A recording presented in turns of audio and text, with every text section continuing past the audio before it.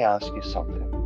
Why do so many well-funded startups crash and burn even after building incredible tech? Or why do scrappy innovations sometimes beat billion-dollar incumbents? And why might going low into the unsexy, underserved parts of the market be your smartest move?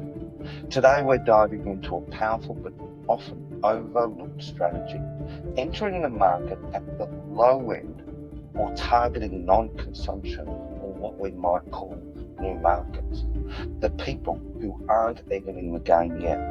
If you're an innovator trying to break in, this episode is your cheat sheet in how to effectively enter a market with your innovative idea, gain rapid adoption, and build your green jelly bean jar beachhead. Don't forget to subscribe. Let's go. Welcome to That Product Market Fit Guide podcast, where we talk all things product market fit, specifically for innovators. I'm your host, Trevor Holmes. Here's the trap. For innovators, most startups believe that to win, they need to go after the high end of the market. Recently, I was a guest on the popular YouTube podcast, The Business Game, and I was asked a specific question about why we advocate startups entering the market almost always at the low end. I'll put the link below as it is a great podcast to subscribe to for startups and innovators. And then I realized that there was an opportunity for me to go through this in more detail for our viewers here on That Product Market Fit Guide podcast. Let me share our diagram so you can follow me visually as we work through each of these three market segments. So let's talk about this high-end market up here. That's where the biggest customers are, the most money, the prestige. But here's the catch. The high end is where incumbents are strongest. These companies are locked in with fixed resources, legacy processes, and profit formulas they rely on high margin customers. They're very good at defending their turf, and when challenged, they will respond. Trying to outdo them on their own terms, that's a suicide mission. We've seen this with Jawbone, who tried to take on Fitbit and Apple in the premium fitness tech space. Great tech, slick design, 900 million raised, and yet bankrupt. Or take Google Wave, highly innovative, over-engineered, aimed at advanced users. But the learning curve was too steep and users just didn't adopt. Again, a failure at the high end. But also, just take a moment to think about why it can be so difficult to break through with these high-end customers in the first place. Consider what thought processes they go through. What are their wants, needs, what they value, and what they care about? And specifically, think about it from the perspective of the managers or the manager who are charged with the responsibility of making a decision to procure your innovation. Let's say you just happen to know a senior manager in one of these high-end companies. You can get in the door. You present your innovative product. It all goes well. They're even impressed and they see that your technology solves a problem for them. Now consider the following. What sort of procurement processes are you facing? How long is it likely to take? Will they require you to comply with a certain ISO standard? Will they need to bring more decision makers into the process? IT or finance? Maybe people whose jobs you're about to change. Will they ask, how many clients do you already have? How long have you been around? What is your capital base of your company? Do you think these managers are going to risk their jobs on a new startup? They will always act in their own best interests. What insurance do you have in place? Is that large enough in case they want to litigate against you in the future if something goes wrong? You get the picture.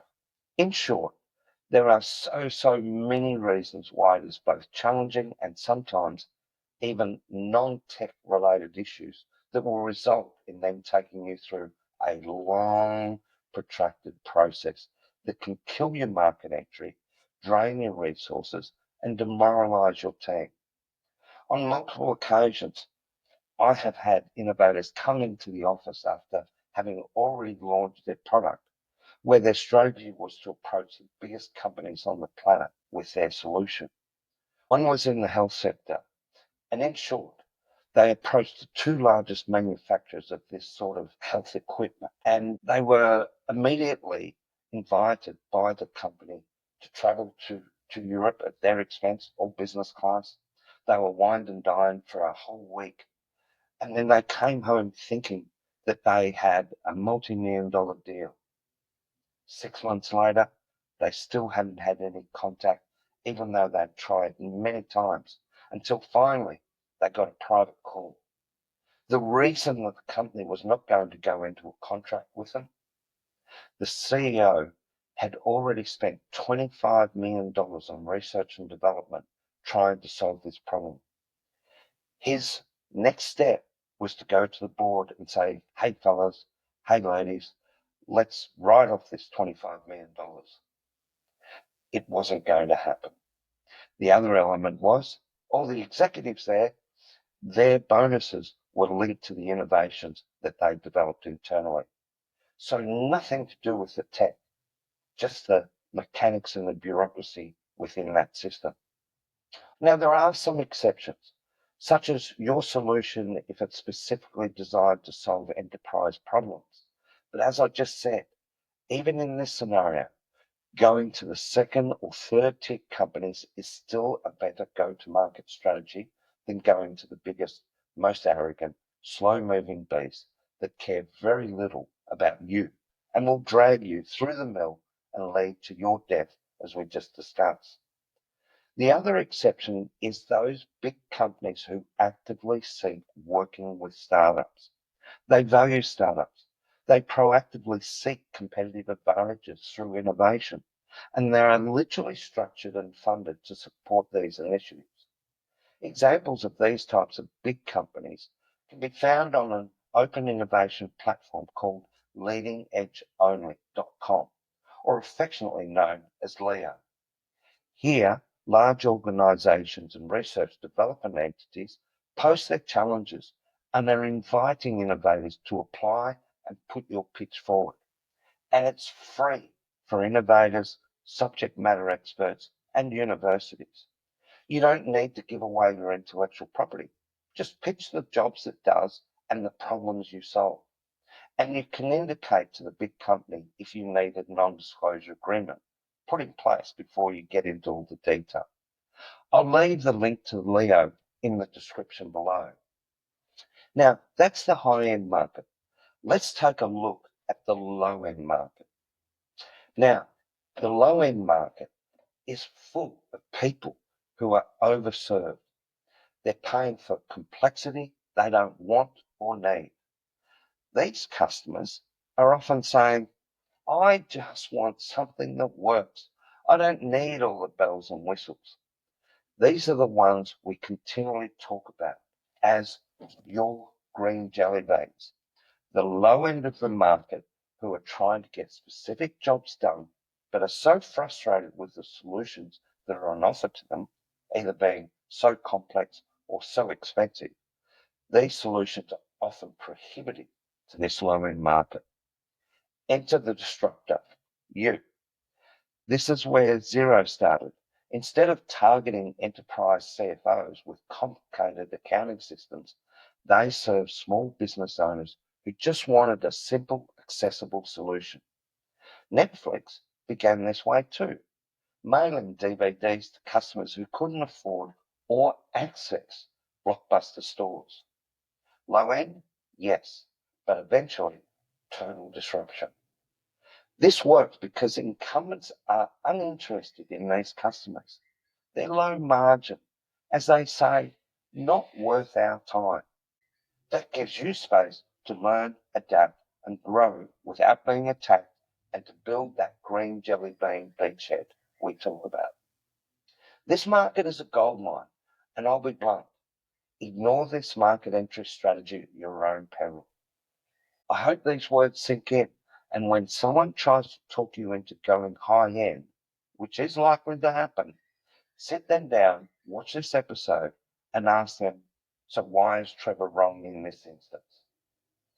Now, is there anything better than the low end? Sometimes it's what we call the non-consumption market or the new market segment. People who currently can't use the solution at all. This might be due to cost, complexity, or access barriers. Think of WhatsApp. It didn't start by targeting corporate communication tools. It exploded in emerging markets where people couldn't afford SMS. WhatsApp enabled communication when nothing existed before. Or solar-powered lamps in rural Africa. These products didn't compete with the grid. They replaced non-consumption when no electricity infrastructure even existed. This market should be a consideration of your market entry point. Give non-consumers an accessible, easy-to-use solution at an affordable price to this market, and you will often find that the market is massive. When you start at the low end or with non-consumers, you do two things. You avoid head-to-head competition with those big incumbents who will respond when threatened. The second thing is you build a foothold or a beachhead that grows as your product improves. Clayton Christensen, the Harvard professor and father of disruption theory, called this competing against non-consumption. This is what we guide startups to do using our launch formula at Advivo ICP, which I'll also include in the link in the description below for your easy access. Instead of saying, how do we win the market? Ask, who is being ignored, overserved, or locked out? Find your green jelly beans, as we say. So here's your takeaway. Don't enter the market where the giants are strongest. Go where they won't go, where customers are ignored, frustrated, or priced out. That's where innovation starts. That's where product market fit is hiding. If you've enjoyed this episode, give us a like, or if you've experienced high-end string-alongs yourself, let us know your story. High-end, low-end, and non-consumption. It's a quick reminder of where your focus should be. And if you're building something right now, ask yourself, am I going up against the giants, or am I sneaking in where they won't look? That's your unfair advantage. Thank you for coming along and watching this episode. We're really enjoying bringing these to you and would love to hear your feedback. Over the next 2 weeks, we're going to be delving into interviews with experienced software developers and discussing key topics in how they ensure product market fit within the dev space. Looking forward to having you join us for those. Ciao for now.